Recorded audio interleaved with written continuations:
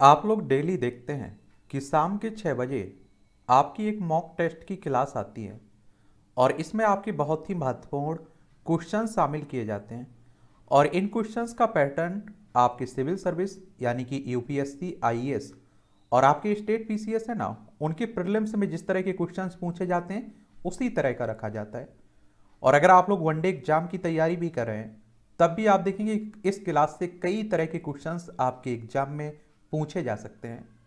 अभी तक हम लोग 18 टेस्ट आपके खत्म कर चुके हैं। ये आपका 19वां टेस्ट है और छोटी छोटी क्लासें रहती हैं। तो इसकी पीडीएफ आप लोग टेलीग्राम से डाउनलोड करके उनके आंसर देने की कोशिश किया करिएगा और उसके बाद इस क्लास को देखा करिएगा और फिर आप लोग बताया करिएगा कि आपका स्कोर क्या रहा है, कितने क्वेश्चंस के आंसर आप लोग दे पाए हैं। और जितने अधिक से अधिक मॉक टेस्ट हो सकें आप लोग लगाते रहिए। एक सब्जेक्ट के लिए एक किताब को आप लोग 4 से 5 बार पढ़ सकते हैं और उसके बाद मॉक टेस्ट आप लोग दे सकते हैं। ऐसा मत करिए, कई बार आप देखते हैं कि एक सब्जेक्ट के लिए कई तरह की किताबें पढ़नी शुरू कर देते हैं लोग। नहीं, एक ही किताब आप लोग 4 से 5 बार पढ़ें तो वो आपको फायदा देगी। और जब आप लोग ओएमआर सीट होती है ना, उत्तर पुस्तिका होती है ना, उसे भरते हैं आप लोग तो बड़े ध्यानपूर्वक भरना है। गोला लगाना है तो बड़े ध्यानपूर्वक लगाना है, क्योंकि वहां एक बार अगर गलती हो जाती है तो सुधार करने की कोई गुंजाइश नहीं रहती है। और जब गुंजाइश नहीं रहती है तो आप देखते हैं आपको नुकसान भी उठाना पड़ता है। तो इसमें आपका पहला क्वेश्चन है, मृदा परिच्छेदिका के संदर्भ में निम्नलिखित कथनों पर विचार कीजिए। और इसमें आपके सामने 2 कथन दिए गए हैं, उपयुक्त कथनों में से कौन सा कथन सही है। अगर आप लोग क्वेश्चंस की डिमांड समझ गए ना कि उसकी मांग क्या है, तो आंसर बड़े आसानी से देने की स्थिति में आप लोग पहुंच जाते हैं। तो मृदा परिच्छेदिका के संदर्भ में निम्नलिखित कथनों पर विचार कीजिए। इन दोनों कथनों पर विचार करिए और इनमें से सही आप लोग बताइए। भूपर्पटी पर मृदा का क्षैतिज वितरण मृदा परिच्छेदिका कहलाती है। दूसरा कह रहा है कि मृदा परिच्छेदिका का निर्माण अपक्षयता प्रक्रिया कार्बनिक पदार्थों के जमाव तथा खनिज पदार्थों के रिसाव से होता है। तो मृदा की ऊर्ध्वाधर स्तरीय संरचना मृदा परिच्छेदिका कहलाती है। इसका निर्माण अपक्षय प्रक्रिया कार्बनिक पदार्थों के जमाव तथा खनिज पदार्थों के रिसने से होता है। इसलिए आप देखें पहला तो गलत है लेकिन दूसरा इसमें ठीक है। मृदा में रेत गाद चिकनी मिट्टी होती है जिनके साथ वायु तथा नमी मिश्रित रहती है। मृदा की अभिलक्षण उसमें पाए जाने वाले छिद्र गुहिकाओं तथा उसके कण आकार पर निर्भर होती है। तो इसमें आप देखेंगे कि सही पूछा है और केवल दूसरा सही है ना, पहला गलत था। तो इसमें आप लोग क्या लगा देंगे, बी ऑप्शन आपका बिल्कुल ठीक रहेगा।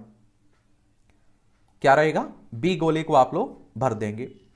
अगला क्वेश्चन हमारे सामने, निम्नलिखित कथनों पर विचार कीजिए। निम्नलिखित कथनों पर विचार करना है और आपके सामने 3 कथन दिए गए हैं। नीचे निम्नलिखित कूटों के आधार पर सही उत्तर आपको चुनना है। इन तीनों कथनों में से आप लोगों को सही कथन का चुनाव करना है। पहला आपसे कह रहा है कि मृदा अपक्षीण भूपर्पटी की सबसे ऊपरी परत है। दूसरा कह रहा है कि मृदा का निर्माण मूल सेल जलवायु सजीवों समय तथा स्थलाकृति के बीच पारस्परिक क्रियाओं द्वारा होता है। तीसरा कह रहा है कि मृदा का खनिज अवयव उसके मूल पदार्थों के खनिज तथा अपक्षयता से भिन्न होता है। बताइए। तो आप देखिए अपक्षीण भूपर्पटी की ऊपरी परत ही मृदा कहलाती है। तो पहला तो बिल्कुल ठीक है इसमें। और आप देखिए मृदा का निर्माण मूल सेल जलवायु सजीवों समय तथा स्थलाकृति के बीच परस्पर क्रियाओं द्वारा संपन्न होता है। तो दूसरा भी ठीक है। और इन क्रियाओं के द्वारा मृदा का निर्माण तब होता है जब सेलों का अपने स्थान पर अपक्षयन होता है और इस तरह मृदा का खनिज अवयव उसके मूल पदार्थों के खनिज तथा अपक्षयता के समान ही होता है। तो इसमें आप देखें तीसरा गलत है। तीसरा क्या है, गलत है। लेकिन इसमें आपसे पूछा क्या है, सही पूछा है। तो 1 और 2 कथन बिल्कुल ठीक है। तो इसमें आप लोग क्या लगा दोगे, केवल 1 और 2 सही है ना, तो ए ऑप्शन आपका बिल्कुल ठीक रहेगा। केवल ए 1 और 2। अगले क्वेश्चन की तरफ चलते हैं। एक कह रहा है निम्नलिखित में से कौन सा पौधों के लिए जल उपलब्धता अनुकूलन में सहायक है। पहला आपसे कह रहा है कि क्या कह रहा है, आवासीयकरण आवासीयवरण घटना विज्ञानी समायोजन। तीसरा कह रहा है जल उपयोग की उच्च दक्षता। बताइए। जल उपलब्धता अनुकूलन अर्थात पौधों के लिए उपलब्ध जल की कमी एवं अधिकता से अनुकूलित करने के लिए आवासीय वरण घटना विज्ञानी समायोज्य सहित जल उपयोग की उच्च दक्षता भी उत्तरदायी होती है। तो इसमें तीनों कारक होंगे आपके, पहला भी, दूसरा भी, तीसरा भी। तो इसमें आप लोग क्या लगाएंगे, तीनों, यानी कि तीनों कहाँ हैं, उपयुक्त सभी, यानी कि डी ऑप्शन आपका इसमें हो जाएगा। क्या लगा दोगे, डी ऑप्शन। अगला क्वेश्चन है हमारे सामने, निम्नलिखित कथनों पर विचार कीजिए। दो कथन आपके सामने दिए गए हैं और इनमें से उपयुक्त कथनों में से कौन सा कथन सही है, इन दोनों में से आपको सही कथन चुनना है। पहला कह रहा है कि जल विभव का ऋणात्मक मान पौधों के लिए अधिक जल उपलब्धता का घोतक है। दूसरा कह रहा है कि उत्क्रमी परासरण विभव के कारण जल मृदा से पौधों की जड़ों में प्रवेश करता है। जल वैभव की ऋणात्मकता पौधों के लिए कम जल उपलब्धता को दर्शाती है और इस प्रकार जल वैभव एवं जल उपलब्धता में समानुपाती संबंध होता है। पहला गलत है बिल्कुल। और मृदा से जल का पौधों की जड़ों में प्रवेश परासरणी वैभव का परिणाम है। दूसरा भी गलत देखेंगे आप लोग। तो इसमें ना तो एक सही है ना ही दूसरा सही है, यानी कि क्या लगाओगे, ना तो एक सही है और ना ही दूसरा सही, यानी कि डी ऑप्शन आपका बिल्कुल सही होगा। इसमें डी ऑप्शन आप लोग लगा दोगे। ठीक है, अगला क्वेश्चन है हमारे सामने। एक कह रहा है कि निम्नलिखित कथन के लिए उपयुक्त पद का चयन करें। वह बल जिससे कि मृदा जल के साथ संलग्न बंधा रहता है तथा जिसे दबाव के रूप में परिमाणित किया जाता है। बताइए, मृदजल धारिता, मृदा वैभव, जल वैभव, उपयुक्त में से कोई नहीं, तो ये जल वैभव होगा। क्या, जल वैभव।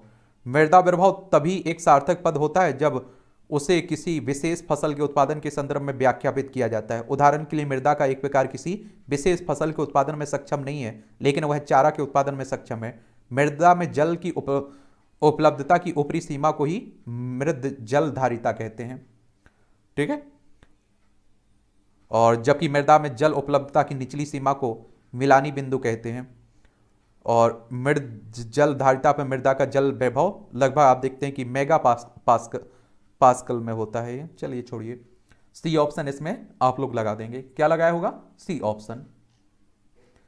अगला क्वेश्चन है, निम्नलिखित कथनों पर विचार कीजिए। निम्नलिखित कथनों पर विचार करना है और तीन कथन दिए गए। निम्नलिखित कूट के आधार पर सही उत्तर चुनना है आप लोगों को। क्या करना है, सही उत्तर चुनना है इसमें। पहला कह रहा है कि वायु तथा जमीन के बीच जल के संचलन को जलीय चक्र कहते हैं। दूसरा कह रहे हैं जलीय चक्र में पौधों की भूमिका नगण्य होती है। तीसरा कह रहे हैं कि वायुमंडल में नमी की पर्याप्त उपलब्धता ही वर्षण का कारण है। वायु तथा जल के बीच जलीय तंत्र के जल का संचलन ही जलीय चक्र है। पहला बिल्कुल ठीक है। और आप देखेंगे कि जलीय चक्र में पौधों की महत्वपूर्ण भूमिका होती है।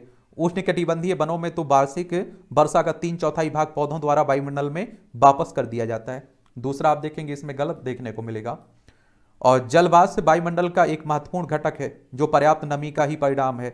यह संघनित होकर वर्षण आदि का निर्माण करता है। कोहरा हो गया, बर्फ हो गई, वर्षा हो गई। तीसरा ठीक है इसमें, पहला और तीसरा ठीक है। और आप देखेंगे दूसरा कथन गलत है। पहला तीसरा सही है, सही पूछा है आपसे, तो पहला तीसरा किसमें होगा, सी ऑप्शन में। सी ऑप्शन आपका बिल्कुल सही है, केवल 1 और 3। देखिए, एनसीईआरटी किताबें और स्पेशल किताबों को आप लोग बड़े ध्यान से पढ़िए। इस तरह के क्वेश्चंस के आंसर देने के लिए आपका बेस मजबूत होना चाहिए। ये बात आप लोगों को समझ में आनी चाहिए। अगला क्वेश्चन है हमारे सामने, जल के संदर्भ में निम्नलिखित कथनों पर विचार कीजिए। जल के संदर्भ में निम्नलिखित कथनों पर विचार कीजिए। 2 कथन दिए गए हैं और उपयुक्त कथनों में से कौन से सही हैं। इन दोनों में से आपको सही कथन चुनाव करना है। सही कथन का क्या करना है, चुनाव। पहला कह रहा है कि जल पृथ्वी पर प्राकृतिक रूप से उपलब्ध एकमात्र अकार्बनिक तरल है। दूसरा कह रहा है जल वर्षा वितरण एवं तापमान परिवर्तन द्वारा जलवायु को नियंत्रित करता है। बताइए, ये आप देखते हैं कि संसाधन, परिस्थिति या आवास के रूप प्रयुक्त जल पृथ्वी पर प्राकृतिक रूप से उपलब्ध एकमात्र अकार्बनिक तरल है। और इसलिए आप देखें, पहला तो बिल्कुल ठीक कह रहा है। और वर्षा वितरण तापमान परिवर्तन के माध्यम से जलवायु को नियंत्रित करता है। दूसरा भी ठीक है इसमें, जल वर्षा वितरण एवं तापमान परिवर्तन के माध्यम से जलवायु को नियंत्रित करता है। दूसरा भी ठीक है इसमें। और याद रहे कि पृथ्वी की जल की कुल मात्रा समान रहती है जबकि इसका स्थानांतरण होता है और जीवों की विभिन्न प्रक्रियाओं को नियंत्रित करता है। साथ ही यह वनस्पति के प्रकार उसके संगठन को भी प्रभावित करता है। तो इसमें आप देखें 1 और 2 दोनों सही हैं, यानी कि आप लोग क्या लगा दोगे, सी ऑप्शन। सी ऑप्शन 1 2 दोनों ठीक है। अगला क्वेश्चन है हमारे सामने, ए आप देखें इसी तरह के क्वेश्चंस का पैटर्न बदलने लगा है, इस तरह के क्वेश्चंस भी आते हैं। तो हम लोग देखिए अभी शुरुआत में हैं और बहुत सारे आप देखते हैं कि हम लोग टेस्ट लगाएंगे और जो नया पैटर्न आ रहा है उन पर भी हम लोग बात करेंगे। इसमें कथन ए है और कारण आर है। एक कथन ए कह रहा है कि झीलों में ताप उत्पादकता पादप प्लवकों की संख्या में वृद्धि का एक प्रमुख कारक है। कारण आर कह रहा है कि ताप उत्पादकता झीलों में ऑक्सीजन एवं अन्य पोषक तत्वों के पुनर्वितरण के लिए उत्तरदायी है। तो इसमें आप लोग क्या करोगे, या आप देखिए ताप उत्पादकता झीलों जलाशयों में ऑक्सीजन और अन्य पोषक तत्वों का पुनर्वितरण करता है और जिससे जलाशयों में पादप प्लवकों की संख्या में वृद्धि होती है। ए और आर दोनों सही हैं, आर ए की सही व्याख्या भी कर रहा है, तो ये भी आप लोग याद रखिएगा। इसमें क्या ए आर दोनों सही, आर ए की सही व्याख्या भी कर रहा है। ताप उत्पादकता जलाशय के जल की ऋतुवत गतिविधि है। उथली झीलों में यह क्रिया निम्न स्तर पर घटित होती है, जबकि बेहद व गहरी झीलों में जल के स्वतंत्र मिश्रण से व्यापक बदलाव देखने को मिलता है। और ग्रीष्म एवं सर्दी ऋतु में ऑक्सीजन एवं पोषक तत्वों की कम उपलब्धता के कारण पादप प्लवकों की वृद्धि बहुत कम हो जाती है। वहीं शरद पतझड़ एवं बसंत में पादप प्लवकों की वृद्धि अपेक्षाकृत अधिक होती है। तो इसमें आप लोगों ने क्या लगाया, ए ऑप्शन बिल्कुल ठीक रहेगा। ठीक है, अगला क्वेश्चन है, झीलों जलाशयों की ताप उत्पादकता के संदर्भ में निम्नलिखित कथनों पर विचार कीजिए। झीलों जलाशयों की ताप उत्पादकता के संदर्भ में निम्नलिखित कथनों पर विचार कीजिए। 3 कथन दिए गए हैं, उपयुक्त कथनों में से कौन सा कथन सही है। इन तीनों में से आपको सही कथन का चुनाव करना है। क्या सही कथन का चुनाव करना है। ए आपसे पहला कह रहा है कि ताप उत्पादकता जलाशयों में जल का स्वतंत्र मिश्रण का परिणाम है। दूसरा कह रहा है कि ताप उत्पादकता द्वारा सतही जल का तापमान उच्च एवं निचले जल का तापमान निम्न हो जाता है। तीसरा आपसे कह रहा है कि ताप उत्पादकता केवल ग्रीष्म ऋतु की विशेषता है। ताप उत्पादकता विभिन्न ऋतुओं में गहरे जलाशयों में किसी भी ऋतु में संपूर्ण जलराशि का ऊर्ध्वाधर मिश्रण है, और इसलिए आप देख रहे हैं कि पहला तो ठीक है। इसमें ताप उत्पादकता के परिणाम स्वरूप जलाशय के जल का तापमान एक समान हो जाता है। दूसरा गलत है। और आप देखें कि झीलों में जब ताप उत्पादकता की क्रिया घटित होती है तो उस दौरान सतही जल ठंडा हो जाता है, और ज्यों ही जल ठंडा होता है तो उसका घनत्व बढ़ जाता है, जिससे सतही जल नीचे चला जाता है। यही उच्च घनत्वीय जल अध स्तर के जल को ताप उत्पादकता हेतु प्रेरित करता है। तो इसमें आप देखेंगे कि पहला केवल इसमें ठीक था और 2 और 3 गलत थे आपके। पहला ठीक है, 2 और 3 गलत हैं, लेकिन सही पूछा है इसमें तो केवल एक ही लगाओगे ना, ए ऑप्शन बिल्कुल ठीक रहेगा। अगले क्वेश्चन की तरफ हम लोग बढ़ते हैं। अगला क्वेश्चन कह रहा है कि निम्नलिखित कथनों पर विचार कीजिए। 3 कथन दिए गए हैं, नीचे दिए गए कूटों के आधार पर आपको सही उत्तर चुनना है इन तीनों में से। ये आप पहला कह रहा है कि ताप प्रवणता के कारण जलाशय का तापमान सतत बना रहता है। दूसरा कह रहा है कि ताप प्रवणता एक ही जलाशय में भिन्न भिन्न ताप स्तरों पर का निर्माण करती है। तीसरा कह रहा है कि शीतोष्ण झीलों में सर्दियों में निचले स्तर का जल हिमकारी ताप पर रहता है। बताइए, गहरे जलाशयों में विभिन्न गहराइयों पर जल के तापमान में अंतर होता है, जो कि ताप प्रवण स्तर द्वारा विभिन्न स्तरों में विभाजित रहता है, और इस तरह ताप प्रवणता एक ही जलाशय में भिन्न भिन्न ताप स्तरों का निर्माण करती है। और पहला गलत है। क्या है, पहला गलत है, आप देखेंगे। और दूसरा क्या कह रहा है, दूसरा इसमें सही है। और ऐसे जल का ऊपरी स्तर अधिस्तर और निचला स्तर अधस्तर कहलाता है। और शीतोष्ण झीलों में सर्दी ऋतु में सतहों का जल हिमकारी ताप पर, जबकि निचले स्तरों का तापमान करीब 4 डिग्री सेल्सियस रहता है। तीसरा भी गलत है इसमें। तो इसमें आप देखेंगे पहला गलत है, तीसरा गलत है। सही कौन सा है, केवल 2 कथन ठीक है। आपसे सही पूछा है तो आप लोग केवल 2 लगाएंगे, तो कौन लगाएंगे, बी ऑप्शन होगा आपका। कौन सा होगा, बी ऑप्शन होगा आपका। ठीक है, अगले क्वेश्चन की तरफ चलते हैं। एक कह रहा है कि समतापी जीवों के संदर्भ में निम्नलिखित कथनों पर विचार कीजिए। समतापी जीवों के संदर्भ में निम्नलिखित कथनों पर विचार कीजिए और उपयुक्त कथनों में से कौन से सही हैं। क्या कह रहा है, कौन से सही हैं। पहला क्या कह रहा है इसमें, इनमें पहला कह रहा है आपसे कि इनके द्वारा शरीर का तापमान स्थिर बनाए रखने से अन्य जीवों की तुलना में उपापचयन की दृष्टि से ये लाभ की स्थिति में होते हैं। और दूसरा कह रहा है कि इन जीवों में जीव रासायनिक क्रियाएं व एंजाइम 37 डिग्री सेल्सियस पर सबसे कम क्रियाशील होते हैं। तीसरा कह रहे हैं कि ये जीव ऊष्मा ह्रास को बढ़ाने के लिए अपने आप में अनुकूलन लाते हैं। और 4 कह रहे हैं कि अनुकूलन के परिणाम स्वरूप शीत स्थितियों में स्वयं को सक्रिय रखने में सक्षम होते हैं। क्या होते हैं? सक्षम होते हैं। समतापी जीवों में आप देखिए 37 डिग्री सेल्सियस या फिर 98.6 डिग्री फ़ारेनहाइट पर ताप पर जीव रासायनिक क्रियाएं सबसे अधिक क्रियाशील होते हैं। और साथ ही जीवों द्वारा अनुकूलन ऊष्मा ह्रास दर को कम करने के लिए अपनाए जाते हैं ताकि ये शीत ऋतुओं में भी स्वयं को सक्रिय रह सकें। तो इसमें आप देखेंगे पहला और 4 तो ठीक है, पहला ठीक है, 4 भी ठीक है, दूसरा गलत है और तीसरा गलत है। तो इसमें आप लोग क्या लगाओगे? 1 और 4 सही है और सही आपसे पूछा है। 1 4 किसमें है? डी ऑप्शन में आप लोग देखेंगे केवल 1 और 4 कथन ठीक है, तो डी ऑप्शन आपका बिल्कुल ठीक रहेगा। अगला क्वेश्चन आपसे कह रहा है निम्नलिखित कथनों पर विचार कीजिए। निम्नलिखित कथनों पर विचार करना है। 2 कथन दिए गए, उपयुक्त कथनों में से कौन सा कथन सही है? इन दोनों में से आपको सही कथन चुनना है। पहला कह रहे कि नकारात्मक पुनर्भरण प्रक्रिया पारितंत्र की प्राथमिक नियमनकारी क्रिया विधि है। दूसरा कह रहे कि खनन वनोन्मूलन सूखा प्रदूषण नकारात्मक पुनर्भरण के उदाहरण है। बताइए। तो इसमें आप देखेंगे कि ऋणात्मक पुनर्भरण प्रक्रिया ने पारितंत्र का संतुलन किया है, जिसे कुल मिलाकर पारितंत्र की प्राथमिक नियमन क्रिया विधि कहा जाता है। पहला बिल्कुल ठीक कह रहा है। और आप देखें कि इसके अतिरिक्त आग, सूखा, खनन, वनोन्मूलन, अत्यधिक सरलीकरण आदि धनात्मक पुनर्भरण प्रक्रिया के उदाहरण जो समस्थापन को बिगाड़ते हैं। दूसरा इसमें गलत है आपका। पारितंत्र के सभी जीव विभिन्न पुनर्भरण लूपों के भाग हैं। तो इसमें आप लोगों से सही पूछ रहा था, तो आप देखेंगे पहला ठीक था, तो इसमें क्या लगाओगे आप लोग? केवल 1, यानी कि ए ऑप्शन आपका ठीक रहेगा। ए ऑप्शन कैसा रहेगा? बिल्कुल ठीक रहेगा इसमें। अगला क्वेश्चन है हमारे सामने। ये कह रहा है कि समस्थापन के संदर्भ में निम्नलिखित कथनों पर विचार कीजिए और नीचे दिए गए कूटों के आधार पर सही उत्तर आपको चुनना है। क्या करना है? सही उत्तर चुनना है। पहला कह रहा है कि समस्थापन के लिए सकारात्मक पुनर्भरण प्रक्रिया उत्तरदायी होती है। दूसरा कह रहा है कि समस्थापन के लिए नकारात्मक पुनर्भरण प्रक्रिया उत्तरदायी होती है। तीसरा कह रहा है कि पारितंत्र की समस्थापन क्षमता असीमित होती है। बाहरी वातावरण में परिवर्तन होने के बावजूद आप देखेंगे बावजूद आंतरिक वातावरण में स्थिरता बनाए रखना ही समस्थापन होता है। पारितंत्र की समस्थापन क्षमता सीमित होती है। समस्थापन के लिए नकारात्मक पुनर्भरण प्रक्रिया उत्तरदायी होती है। और दूसरा आप देखेंगे इसमें बिल्कुल ठीक कह रहा है।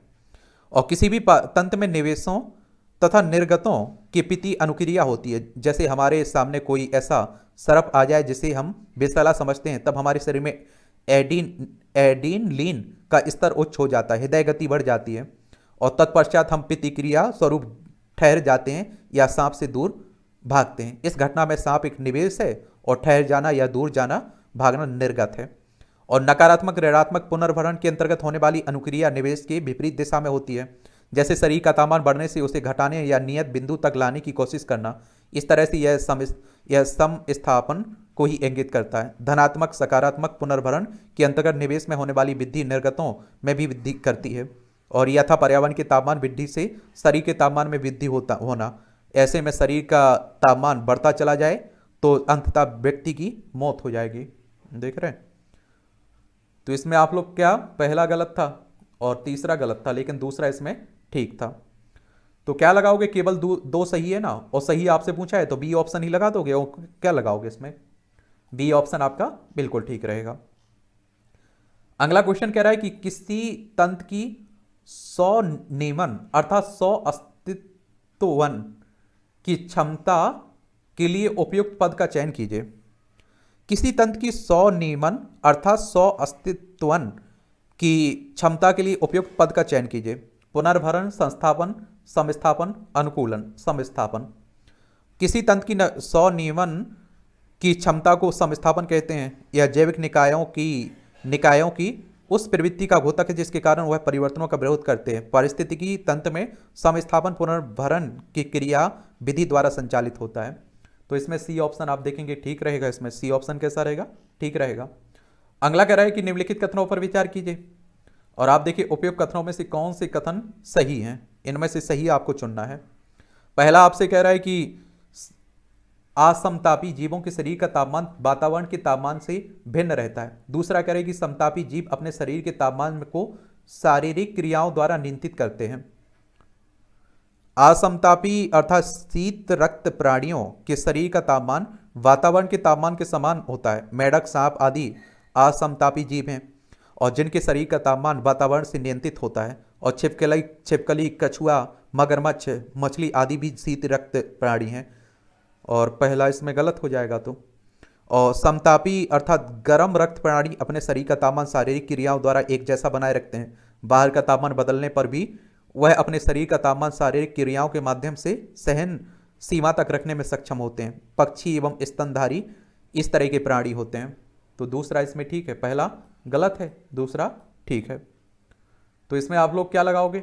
सही पूछा है तो दो ठीक है ना, तो केवल दो, यानी कि बी ऑप्शन आपका हो जाएगा। क्या हो जाएगा? बी ऑप्शन हो जाएगा। तो इस तरह से आप देखेंगे कुछ महत्वपूर्ण क्वेश्चंस थे, उनके आंसर थे, आप लोगों ने देख लिए हैं। कोई भी सवाल हो आपका, मेरे लिए सुझाव हो, तो आप लोग जरूर बताइएगा। आप लोग पढ़ते रहिए, एंजॉय करते रहिए। मेरी शुभकामनाएं आप लोगों के साथ हमेशा बनी हुई हैं। मेहनत आपको करनी है, ठीक है।